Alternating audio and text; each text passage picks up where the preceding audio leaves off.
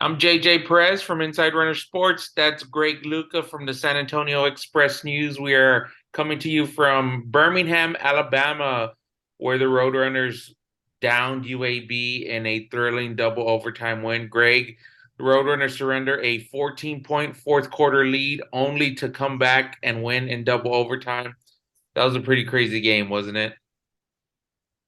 Yeah, I should learn my lesson by now, but we were coming down the stretch of the game and I was like, I don't know what I'm gonna write. I don't feel like I have a really good narrative. And I just had to wait like a minute and something crazy was gonna happen and it was gonna end up being another one of these close games. And it's almost like a broken record at this point, but it never stops being impressive how well they perform in these situations. And I believe this is now, I'm going to make sure I look at the story and get it right, but they have an incredible, track record of not just playing in these kind of games, but winning them ever since Coach Traylor started here. So this is going to be the 23rd time in 35 games under Traylor that it was within one score in the fourth quarter.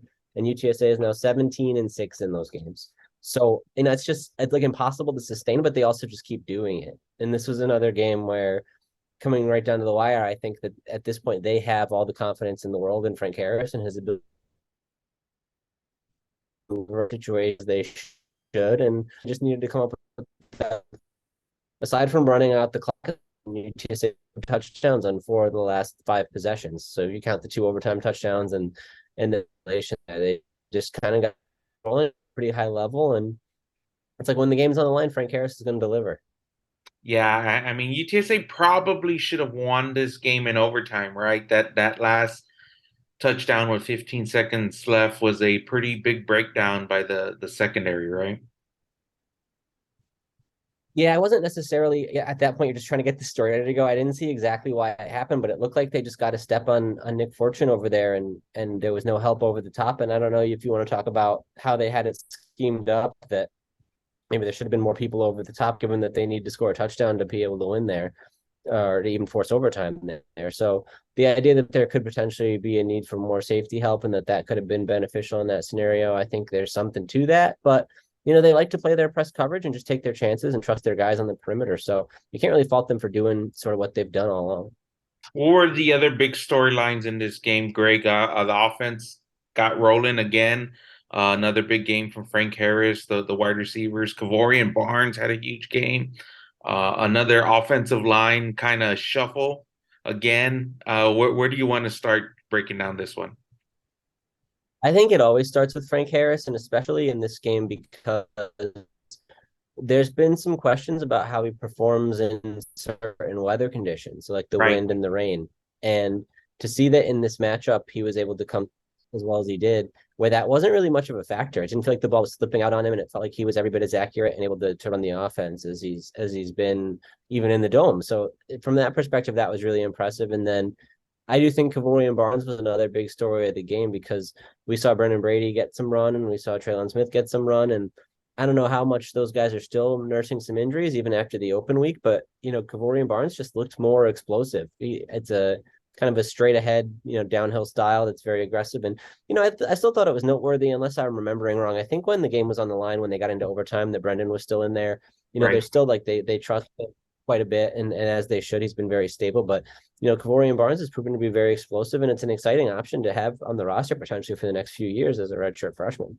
Yeah, I thought Frank was dialed in today. I mean, I think he had a 71% pass completion percentage, and I mean those touchdown passes were clutch. And I mean, let's talk a little bit about the offensive line. We saw Payne Haybear make the start. Vinley and T. Haynes were there, but I don't think they played. They looked pretty heavily taped up, we noticed, and just kind of another shuffle of the offensive line, right? Yeah, it's funny because those guys were listed as game time decisions, and I went back and watched North Texas. They're in there on the final drive, and it's like they were able to complete that game. And to think that after 2 weeks that they'd still be so kind of banged up that it's in doubt. I don't know if maybe they think just one more week might be able to get them over the top where they actually are feeling healthy and not having to push through it as much, or if there's just a level of confidence in the other guys they have out there. Having Ernesto back makes a big difference at right tackle, and Jeff Traylor's been very complimentary of Walker Beatty at left tackle. So it feels like if they have the guys that they don't need to push people back from injury sooner than they're ready, that it could be beneficial in the long run. Yeah, what did you And think I about? mean, I don't know. Go Sorry, I ahead. was just going to say, I don't know exactly how well, those guys held up individually. I didn't have a good grasp on that, but it did seem like the protection was sound.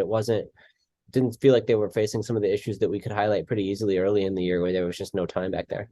Right. I thought it was a solid performance. What did you think about the defensive performance? We saw some kind of big plays early on. Corey Mayfield might have played his best game as a Roadrunner, which kind of is something a little special for him because he got lit up at UAB to start his career, and we saw some big plays from Brandon Brown and even Clifford Chapman there in overtime. So I mean, they gave up some yards like they kind of have been doing these last few games.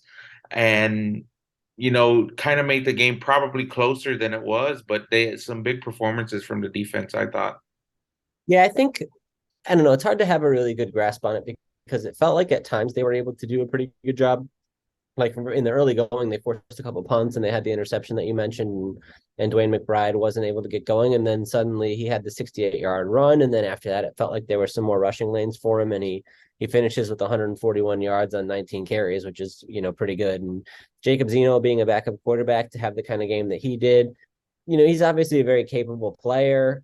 I don't know if the expectation would be that you'd be able to have a better defensive showing than that against a backup quarterback, even if there is a lot of talent around him and if he's good by his own merit. So it's really hard to say one way or the other. I do think when they needed those big plays, like Nick Booker Brown coming up with the sack at the end, or like Corey Mayfield with the strip sack that you mentioned that didn't result in a turnover, but at least forced him into a punt. And he came through with the interception and almost had another one and broke up a pass near the goal line right before halftime that limited UAB to a field goal. So, I end up often trying to look at it as the like by drive, and there were at least a few drives early on where UTSA was able to force a couple takeaways, but then after that, it's touchdown, field goal, touchdown, turnover on downs, touchdown, touchdown, touchdown, turnover on downs. So that's 5 out of the last 8 drives get in the end zone, and one of them's and then there's a field goal in there as well. So generally, I think UAB really got it going at a pretty high level, and so it's hard to be too pleased with the defense. But I mean, as cliche as it is, they did enough to have them win the game at the end. Yeah, for sure. What's the I guess we got to talk about JT Clark's injury. That did not look good. I didn't get a good look at it. I think you got a good look at it in replay. And Yeah, I saw the replay once just on the stadium stream, and it's not, I mean, it was hard to tell exactly what happened. And I'm trying to piece it together from the way it played out on the field because it's very rare that I don't know if this was actually something that they showed on the stream or not, but they tried to help him across to the sideline. Like usually if there's a broken bone or something that's that serious, the trainers and the player and everybody else are able to identify it very quickly, and they'll just bring the cart out, and if it's a bone situation, they'll have an air cast on it and they'll get him out of there. But it seemed like there was at least some thought that they might be able to treat this in a more normal way and be able to address it on the sideline, that they would even try to walk him across the field. But once he couldn't put any weight on it, they brought the cart out there. And when you see the replay, I really don't know how to describe it because as much as I would never want to see that again, I would probably like to see it again to have a better sense of how to say what happened. But it just felt like the way his leg was planted, that it just bent in a way that was very unnatural. And I don't know if that means it was a knee or what, but I would not be surprised if this was a long-term injury, but it was at least encouraging to see him, tweeting after the game, and that he was able to travel home with the team is what Jeff Traylor told us. So there's some, at least some reasons to be a little bit optimistic there. And I guess we'll just have to wait and see what the prognosis is. But it was interesting that Tykeal Kellogg, he had just the one catch and it went for the touchdown in overtime. But we'll see what that means for his involvement in the offense going forward, or what other sort of avenues they take to try to fill that role, because they were obviously getting a lot of their offense was through this 11 personnel look with the 3 wide receivers out there. And that it's going to be Zakari and JT and Josh more often than not. And beyond them, it's a lot of question marks. We haven't talked about it, but Trayvon Bradley has not been, in a game in a while. And for a while, he seemed like the 4th option at wide receiver. And then Tyke is always a question mark of, Jeff Traylor said it was never an issue of his ability or his talent. It's about the maturity and it's about the off the field stuff. So, did he actually make some progress there that they want him on the field, or is it just like now we kind of have to do this because he's the next guy up? And what are the options beyond that? Because we've seen like Karch Gardner has been in for snaps at wide receiver, and I don't think that I don't think you want to replace JT Clark with Karch Gardner. I feel like that's kind of a different sort of vibe to your offense there, with no disrespect to what Karch brings to the table. He's just not the same type of player. So it'll be very interesting to see if that impacts how they change the offense overall. Because maybe it opens the opportunity to play with more two tight end looks if they want to get.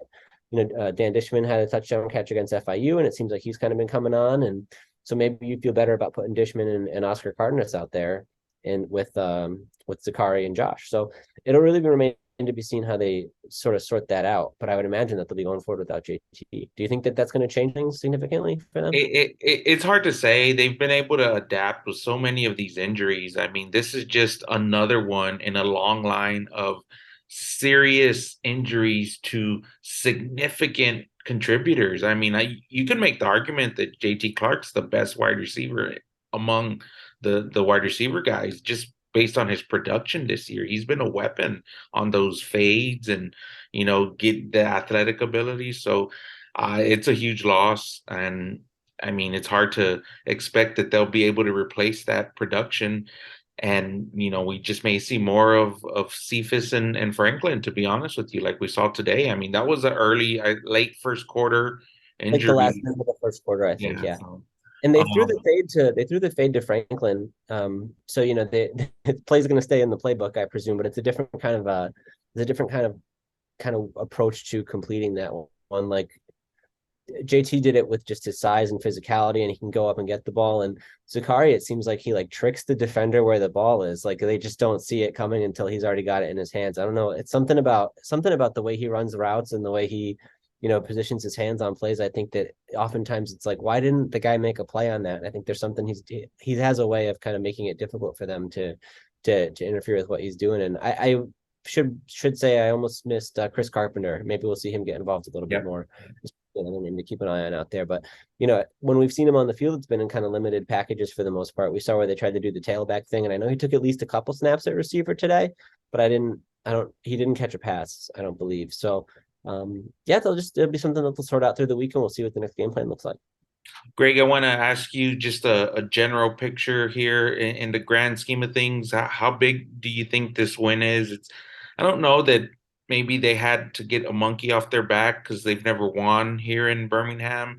And this has kind of been the team, the last few years before UTSA's kind of risen up. That's been the consistent contender in this conference. And I mean, obviously it's huge because now they're 5-0 and continue to be in the driver's seat in Conference USA, right? Yeah, so the interesting thing about that is that with all the firsts that they had last year, this is a chance to have a first, undefeated Conference USA regular season. And they're going to be pretty heavy favorites in these three remaining games. Obviously, Rice has shown that they can kind of jump up and beat some people or put on a pretty strong performance and be scary here or there, especially with that being a road game for UTSA. That one's, the most daunting of the three, but the other two feel like pretty convincing, or at least that they should be projected as pretty convincing wins. So that's something that's now in play, is that possibility of an undefeated conference season. And coming into this game, I was not, you called it game of the year number 3, and I wasn't going to argue with you, but if they had lost this game, it wouldn't have been that bad. You're still in a very strong position to play for the conference title and potentially even host it, given that you've beaten North Texas head to head, and UAB would have a lot of ground to make up for that tiebreaker to even be relevant if they were the team that you lost to. So it felt like they could have afforded to lose this game. And the fact that they didn't means that they're even more in complete control of the conference race. It would be, unimaginable now that they wouldn't play for the championship. That would require something completely, you would have to lose to a UTEP or a Louisiana Tech at home, which sounds kind of way outside the realm of what they've shown they're capable of. Although with the amount of close games they play, I guess anything could happen. Yeah, I mean, it just feels like the mathematical possibilities that at one point some of these close games are going to start going the other way, but they just keep on pulling them out. Well, it's interesting. I didn't want to get to this too early because it's like nerdy football stuff and it's not even about UTSA, but I think this is it was a textbook case where UAB had a chance to win this in regulation if they went for two on the first touchdown. Yes. Because Yeah. if you're down 14 and you go for two and you get it, now you're down 6, and the second touchdown you can win with an extra point. And if you don't get it, then you just try again the next time and you still go to overtime Had the game. half the time. Yeah. Instead of kicking 2 extra points and you always go to overtime, they had a chance to try to win it in regulation. And that's like a way outside the box thing that nobody does. But I think like analytically, the statistics community has decided that it's strictly better. And it reminded me that, they're not going to get any heat for this one, but I think a lot of people still recognize that last year when they played against UTSA, they should have gone for it on that 4th and 1 inch to try to steal the win. And that would have prevented Oscar Cardenas's touchdown catch at the end and everything else that happened after that. So, when you're having this much success in close games, sometimes it helps if other people are going to make some suboptimal decisions that help you out too. And that's how you end up 17-6, I guess. On top of all the things that they do well, I don't want to short them. Right. And in overtime, did Jeff Traylor change his strategy on the coin toss and deferring? Yeah, I don't know actually. I thought at one point I thought that it seemed a little bit out of character, but I didn't at that point it was such a scramble I didn't have a chance to double check it. I would like to look it up. I don't know if it shows in the game book that I have here or not, but in the I first think overtime they I went. think he went with the Dana Holgerson style of, deciding to play defense first, right? Defense, I offense. just Right? Holgerson's deal was that he wanted to play offense first, and Yeah. that's weird because typically it's better if you are able to know what you have to do before you take the Right. field. So Right. if he takes a field goal, you only need a field goal. If the other team doesn't score, or if they turn it Yeah. over or something, then you can Yeah. just kick a field goal to win, and you're a lot more conservative there. The other argument is about like setting the tone and momentum, and I don't think I have the overtime decisions here, but I know that obviously UAB got the ball first in the first overtime, so that if UTSA had their choice, that would have been traditionally what Yeah. you would want. And then if it just flips, that's why UTSA got it first, second overtime, then potentially. But it seemed like I think we asked Jeff about that on the record Not two after weeks ago. the Yeah. Yeah. A few weeks game, ago. and I think he was pretty set in the thinking that going second was better, and I feel like it is. But funny enough, they go first, and that's the one that they end up winning it on. So I don't know if that was an intentional decision or not. I would assume not, but it's interesting to look into. We'll have to double check. So I've been writing the last few weeks in my column that the only thing I think that could stop the Roadrunners from repeating as Conference USA champions is themselves. I mean, they keep having these injury issues, and I don't think they've probably played what they consider as their best game yet, which is probably a good thing. But I mean, we're already late into the season, and I mean, Greg, what can stop the Roadrunners at this point in the season? Well, I think it is the injuries. That's probably the easiest thing to point to because I've said this a lot of times. This league is not all that strong, this like top to bottom. There's a few teams at the top that are pretty scary, and I thought it was just going to be UAB and Western Kentucky and UTSA in that group, and North Texas has kind of been pushing that direction, and I think they had another dominant win today, if I'm not mistaken. So potentially they deserve to be right there in that mix. But I do think that there's some teams towards the bottom, and UTSA is about to see a couple of them with Louisiana Tech and UTEP who just aren't very good, and so you know, Jeff Traylor again told us today that he thinks all the teams are about one score apart. I don't know that statistically it bears out that way or that I personally see it that way, but what would really get UTSA down to that level in a lot of cases would have to be some of these injuries, I think, where they're losing some guys. And, we'll see if JT potentially changes the offense to a point where it matters. We haven't had to ask ourselves what it's like without one of those guys in a long time, if ever. They're always all available. Zakari's had some cases where he's banged up, but usually he's able to be out there in some capacity or another. So the way that changes the shape of the offense is it sort of remains to be seen. I think I had another point I wanted to make on this front, but I forgot what I was going to go with. So, yeah, do you think it's just the injuries, or are there other things you think could derail them? Well, I mean, how crazy would a North Texas rematch be in the Conference USA Championship? I mean, that was a wild, wild game, and I don't know that a second matchup wouldn't be any less wild, to be honest with No, you. And that's like the best. they've looked That's good the last 2 weeks. They've looked really good the last 2 weeks. Yeah, I think that's the best outcome for fan interest too. I mean, just the energy that was around the last game with the way it played out, and the even just the I mean, you saw it. I didn't the whole The post game situation. fight, Yeah, whatever that was or wasn't, there's clearly some animosity there, and I think right? Jeff Traylor even said it was like the first time it felt like a real rivalry because there was all these other circumstances all the other years that other things were in play, and this was just like a knockdown, beat 'em up rivalry type of game. So I think to be able to run that one back in the Alamo Dome again would be really, really interesting. I think that's that seems like most likely where we're headed. But I I would have to look at the schedules and see. It feels like you can probably figure it out pretty easily. Like I don't know if North Texas has already played all the tougher teams in the schedule or what. But oh, the thing I wanted to say, this win is I think also significant for UTSA just because of UAB's strength at home, which we didn't touch on. But they were 28-3 at home since they restarted the program, and they were 4-0 this year.